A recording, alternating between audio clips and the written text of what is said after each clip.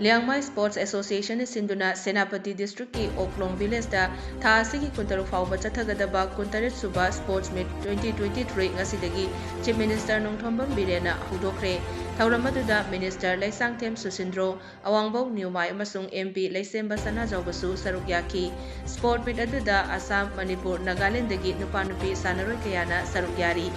Thauram aduga mari lainana Chief Minister Nongthombam Birena hai sana khotnaba haibasi Manipur dadi punsi mahing amani masinabu Manipur asi India gi sana khotnabagi power house ni hainaribani sana khotnaba haibasida lining kanglop furup khaide masidi aikhoi khudingmak punsinbani haiki Laingak asina Manipur da afaba sanaroi puthoknabagi damak district khudingmakta sports infrastructure kaya marum semgatle District asida su lupa crore taret lomchangna indigenous sport complex semgatnaba thaurang haure District asiki tongan-tongan ba khulsingda football ground kunmathoi semgatpa haure ngasigi sport hawdokliba ground asisu mahakki lanai senfamdagi ahanbo oina semgatpani haiki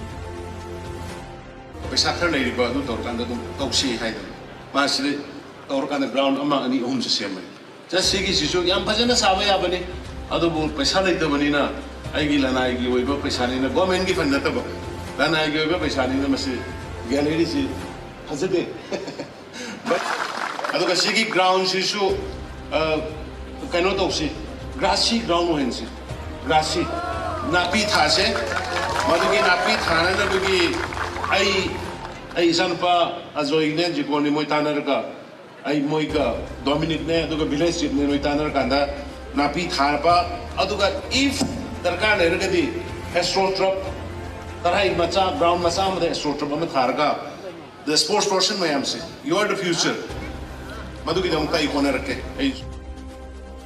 Nakanamaromda Chief Minister Nongthombam Birena Senapati District in Nagaland ga tainaba mafam ama oiriba Live Village sa chatuna Lai Day celebration da saruk yakre Live Village Authority Council na sinduna Our Culture Our Identity haba thimda pangthokhiba thorum aduda Mao SCG MLA LDCO ADC Senapati gi hanagi chairman M Markson amasung village chief sing amadi tongan ba miyoi singsu saruk yakhibaga loinana tongan ba cultural program sing utpana mapung oiba thoram oiki adugo mayam unaninba gari na sakati khungna gari na sakati alsaram rei ne ubirung ne ahan batam lawan samen dinda mayam ne blessing ne Civil Secretary going to go mayam ne khamire go to hills go to village garai ki ai ki kun sinde kari sari ke kari baat ke kari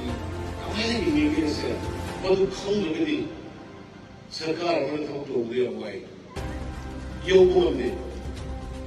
agar mamani काम to go to village go to hills tauru matu belda ai amane go to hills go na khana kan upload kari wale question apni ki kari wale Mungsu itu kari dete Aum maka itu kari wale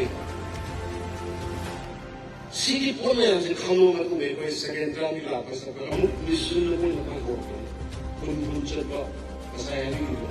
awar apa yo Ngasi no ngalamdai pung anirom tabada National Highway number 37 Imphal Jiri lambigi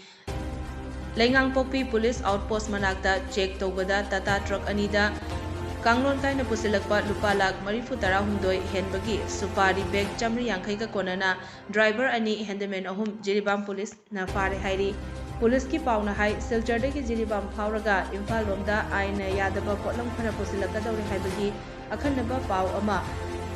39 Assam Rifles na Jiribam Police Station da hairakpadagi Jiribam ki SP yauna check tobada hairiba polam singasi Tata truck registration number RJ14GH 7920 amasung AS01MC 6389 hairiba gari ani asidagi phagatpa ngamkibani hairi Union Home Minister of State for Home Affairs Nityanand Rai ngasi yu DC Office Thobal da laktuna yingsinbaga loinana DC Thobal gi conference hall da pangthokpa mifam da saruk yakre DC Thobal Ahanthem Subhas SP Thobal Jogesh Chandra Haubizam yauna tongan ba department singi office sing yauna pangthokkiba mifam aduda district development work singi matangda kupna khana nainaki hairi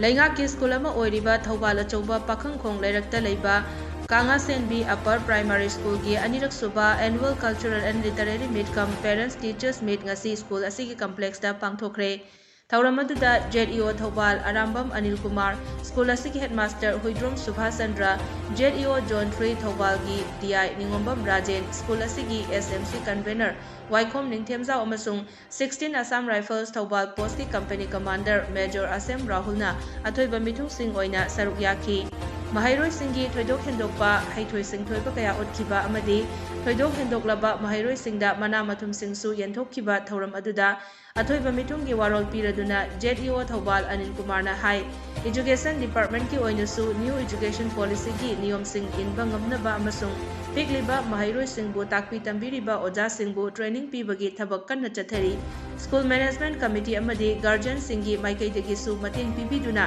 Mai Pakhanaba Honasi Afaba Mahairoi Sing Makhong Sengna Semsi Haina appeal tauki. Makhatana Hojik Ladiba Parents ki Hajaba Makan Lady School Sida Kari Taubayaba Mateng Pangbayaba Adu maximum 8 Jage Luinuna class 8 Fawa per primary school in Laidunina Equigi Angan Singi Foundation Makwegi basic subjects in Sigi Foundation is